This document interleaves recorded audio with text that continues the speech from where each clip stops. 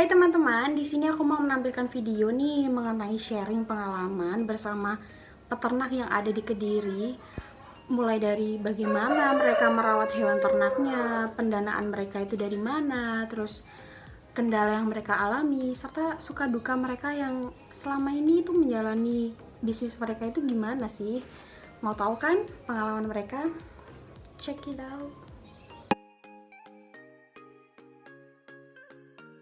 Sejak kapan sih Bu jadi peternak ayam itu? Saya jadi peternak mulai bulan Februari 2020.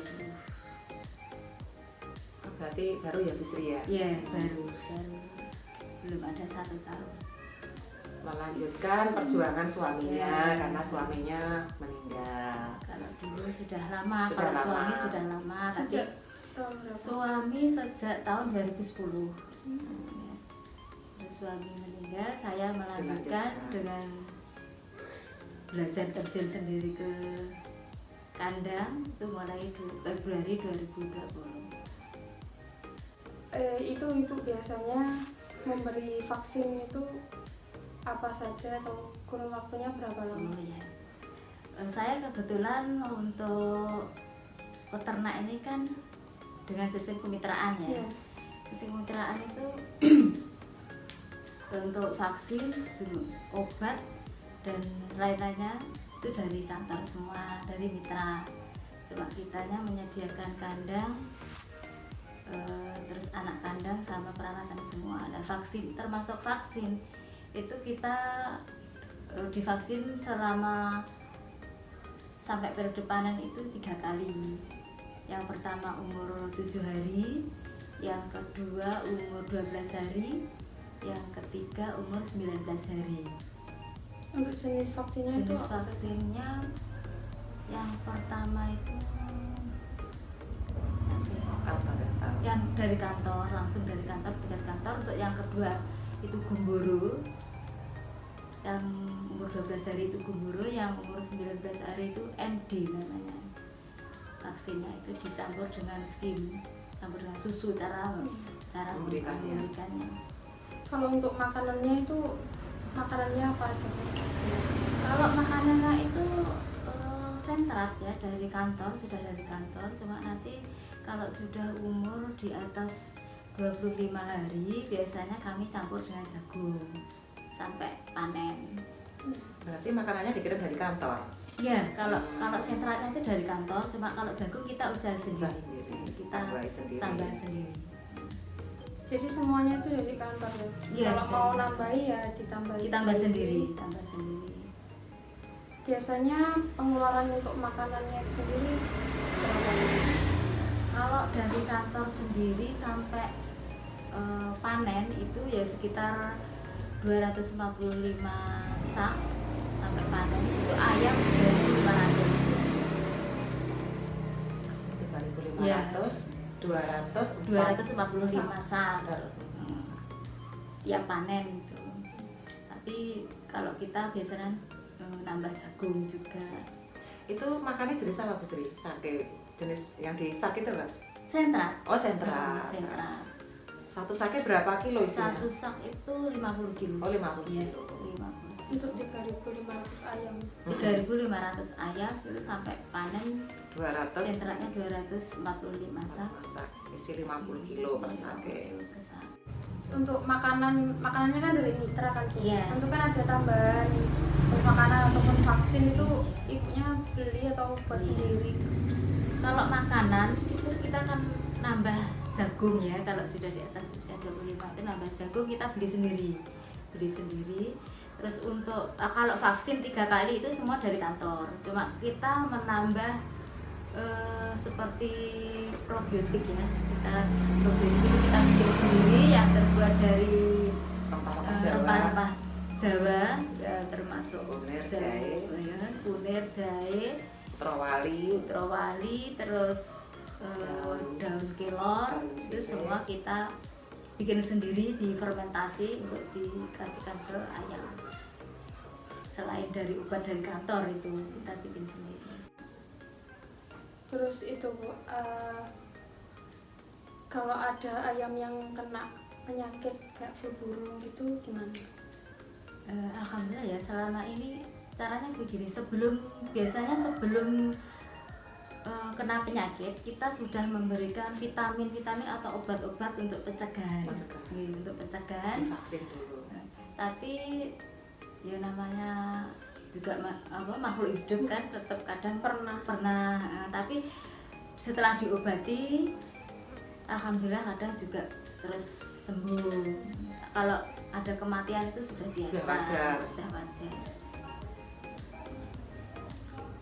Kalau kotoran ayamnya itu dimanfaatkan untuk pupuk atau dibuang di mana? Kalau kotoran itu setelah panen, kalau musim kemarau itu biasanya untuk pupuk di sawah, di ladang. Tapi kalau musim penghujan karena kotorannya basah itu biasanya ditanam, dimasukkan lubang tanah ditutup. Itu diambil orang, dikasih atau dijual? Enggak, kalau musim kemarau diambil jadi kasihkan aja. Diberikan saja. Enggak dijual. Terus memasarkannya ayam itu Bu, setelah panen? Oh, setelah panen. Karena kita mitra, ya semua penjual itu dari kantor. Kita tinggal nanti tahu hasilnya sekian itu cuma gitu Pak. Semua yang menimbang juga dari kantor, penjualnya yang ngambil juga dari kantor. Kita tidak tahu. Yang menentukan semuanya dari kantor. Berarti begitu panen langsung diambil mitra. Iya, mitra. Kalau panen itu yang ngambil itu Langsung ke mitra. dari kantor semua. Biasanya makannya itu berapa kali sehari Bu? Kita kasih makan itu sehari sekali, tapi kan tempatnya itu penuh. Itu satu tempat makan itu sampai penuh. Nanti sudah memberikan lagi besoknya lagi. Cuma sehari sekali tapi dikasih banyak. Pemberinya pagi atau siang istri? Sore. Oh sore. Sore. Ke kandang beri makan. Tiap sore, ya, tiap sore. Untuk pembersihan kandangnya berapa Waktunya? Setiap hari atau berapa hari berapa hari sekali? Oh enggak, kalau pembersihan kandang kotoran itu ya setelah panen. Tapi setelah itu kalau kotoran yang sudah dibersihkan, kotoran yang ada di bawah kandang sudah dibersihkan, itu baru dicuci sampai bersih. Harus benar-benar bersih, harus benar-benar steril. Setelah dicuci pun itu juga disemprot dengan obat biar benar-benar steril. Karena kan kalau ayam sayur itu kan juga susah cara perawatannya. Kalau tidak benar-benar steril mudah kena penyakit. Mulai dari air pun harus benar-benar air yang steril. Nggak bisa kalau air biasa itu nanti kalau nggak steril, misalnya tempat minumnya itu nggak steril, nanti mudah kena penyakit ayamnya juga. Jadi harus semuanya benar-benar steril. Nanti dibersihkan setelah panen, betul-betul bersih, dibersihkan dengan air sampai bersih. Itu pun setelah itu disemprot dengan obat supaya benar-benar steril. Mulai dari paralon, tempat minum, untuk aliran air itu semua harus benar-benar steril. Karena kalau ayam sayur itu kan rawan dengan penyakit. Untuk suka dukanya menjadi peternak itu apa Bu? Oh, ya. Kalau dukanya dulu ya. Dukanya itu ya nanti kalau pemeliharaannya kurang maksimal, apalagi cuaca kurang mendukung, itu otomatis ayam jadi mudah sakit. Kalau sudah terjangkit penyakit itu kadang juga sulit diobati, akhirnya kan kematian juga banyak. Nah, itu otomatis kita akan menanggung kerugian juga. Tapi kalau sukanya sudah jelas, kalau kita peliharaannya bagus, perawatannya bagus, hasilnya bagus, kita merasa puas, otomatis hasil panennya juga senang, menguntungkan. Lebih. Selama Ibu berkutat di peternakan itu ada kendala apa dalam memelihara ayamnya itu? Kalau kendalanya banyak juga, tergantung cuaca ya. Kalau kita mulai umur 0 sampai 7 hari itu harus benar-benar ekstra perawatannya. Karena ayam kan masih kecil ya. Itu harus di open sampai 7 hari itu pun juga tergantung cuaca. Kalau cuacanya panas, ya kita juga harus hati-hati.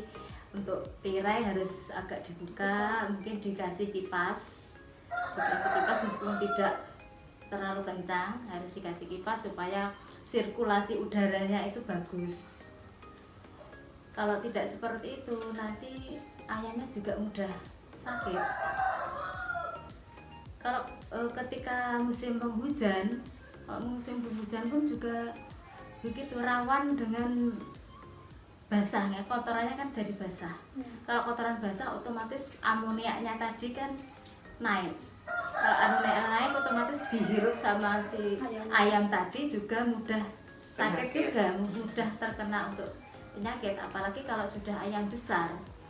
Ayam besar itu kalau sudah basah, kotorannya basah, kalau kita tidak hati-hati, makanya untuk pemeliharaan ayam sayur itu sangat sulit, harus ekstra hati-hati. Kalau sudah besar, kipas itu harus selalu on, ya, selalu on, karena ya itu tadi untuk sirkulasi udaranya biar tidak pengap, biar bau amoniaknya biar hilang.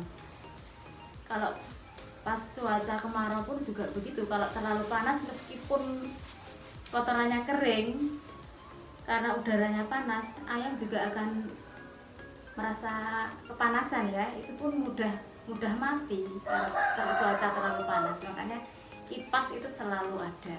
Berarti terlalu dingin, sering hujan juga nggak mau, terlalu panas juga nggak mau. Jadi kita main kipas. Kipas pun kami juga pakai timer, pakai waktu ya, supaya tidak terus tidak diurus, diatur dengan waktu. Mbah Kong, aku mau nanya-nanya buat kuliah. Kan ternak lele, Mbah Kong. Udah lama. Sejak kapan? 1986 mulai saya di Kediri.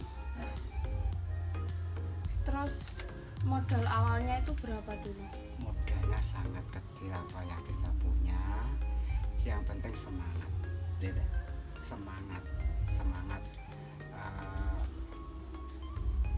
Semangat ternak ikan.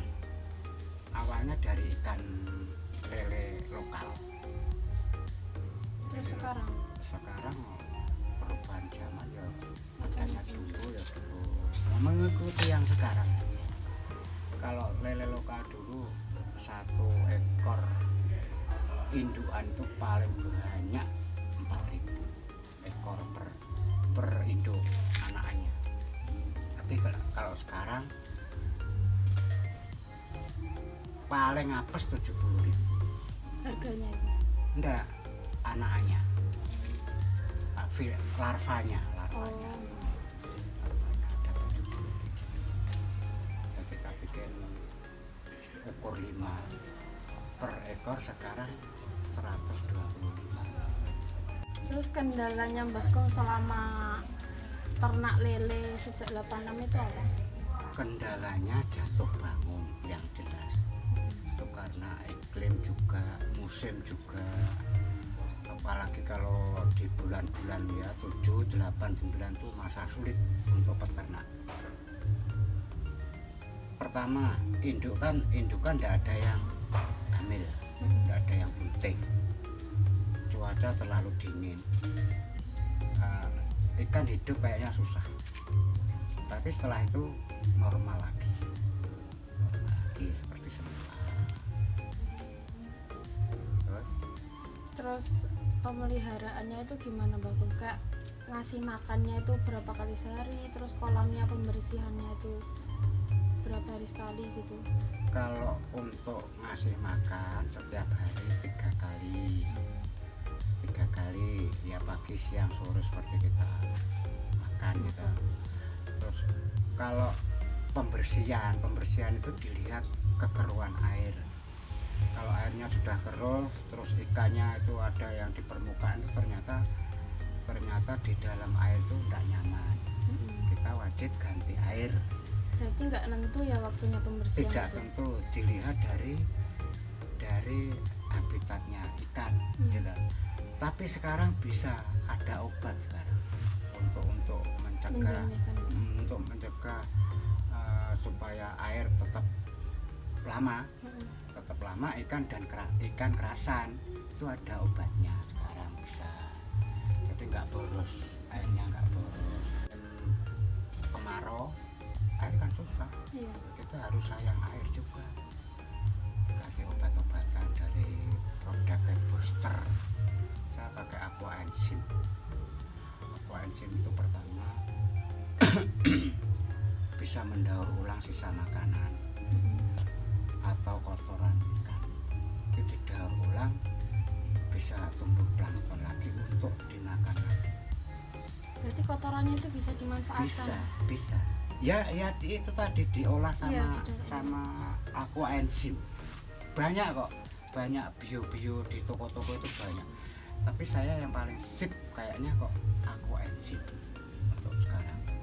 Ikan juga agresif, sehat, biarpun airnya kental kayak apa ya, keruh gitu, tapi dia tetap nyaman. Terus makannya itu apa aja Bang? Makanya dilihat ukuran, kalau ukuran 2 cm maksudnya itu dikasih PF 800, terus kalau 34 dikasih 789 min 1, untuk induk 128 khusus. Jadi kalau dulu saya tak kasih bangkai ayam itu ternyata nggak bisa. Kalau kita mau pengen pengen anaknya itu banyak, jangan dikasih makanan selain pakan induk.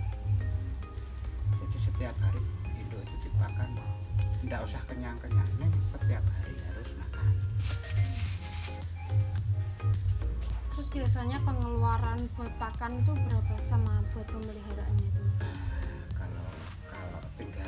Kalau saya tinggal kita punya ikan berapa kolam, misalnya satu pijahan ya, satu induk toh, itu minimal kita keluarkan duit 1,5 juta. Tapi nanti kalau ikannya sudah disaring, sen bongsor, sen jelegoran ya, jelegoran sing sempuran itu kita jual untuk kasih makan yang kecil-kecil sudah.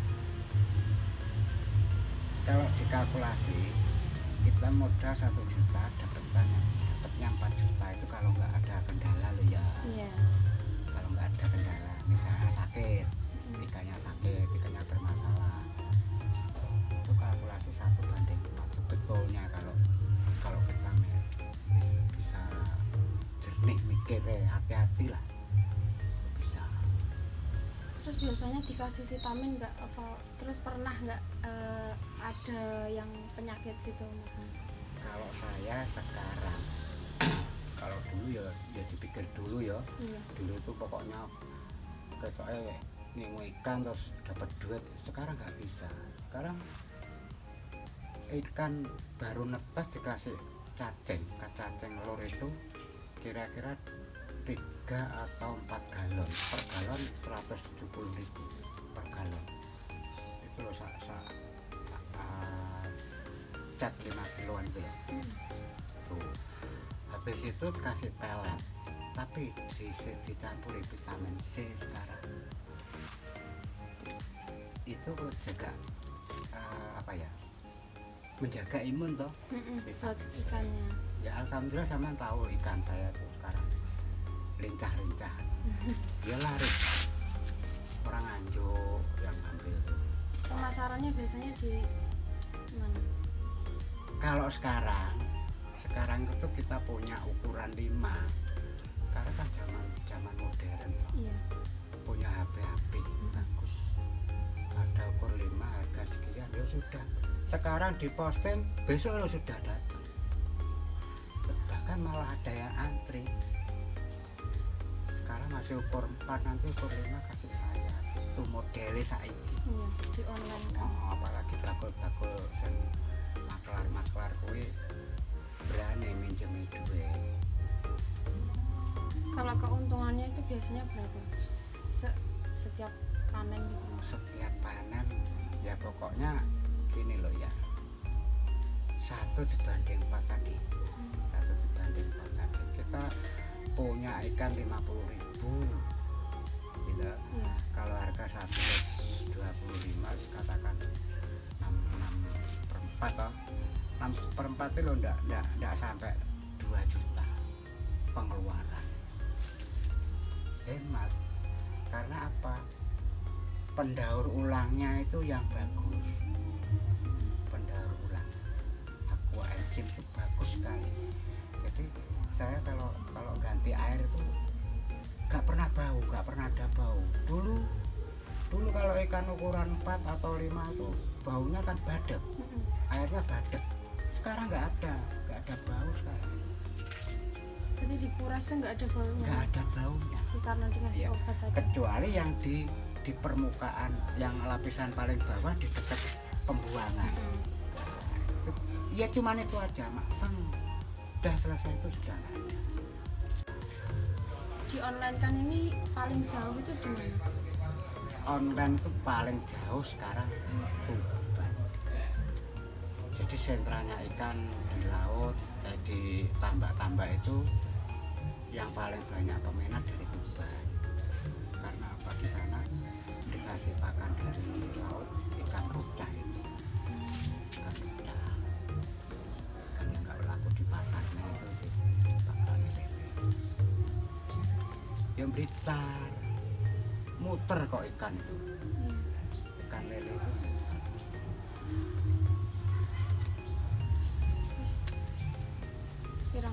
Suka dukanya Mbah Kung selama ternak sejak 86. suka dukanya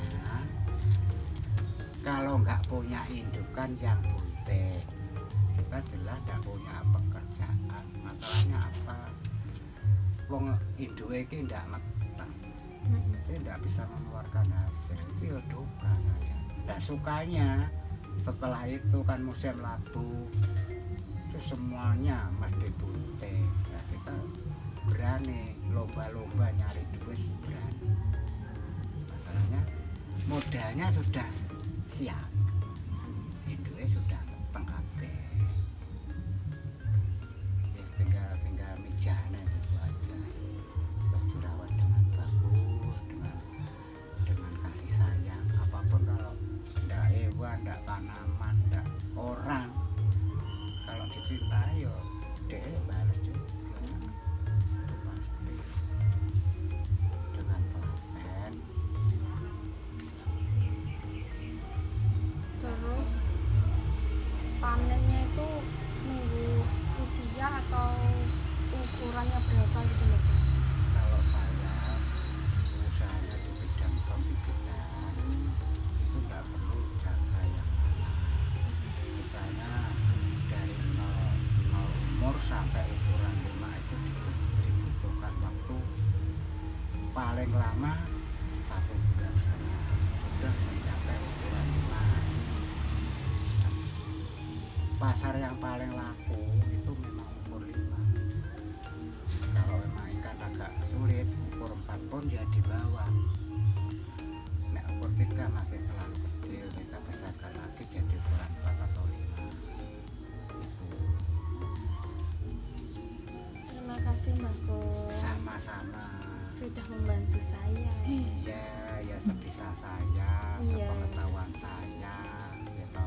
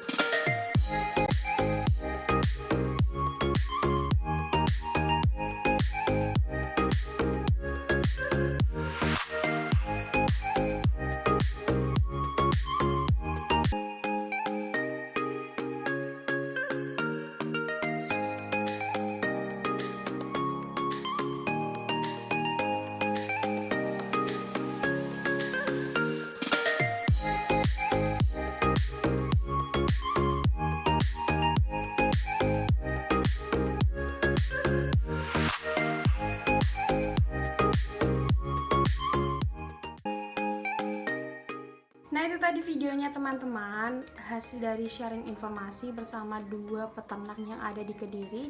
Yang pertama itu peternak ayam potong.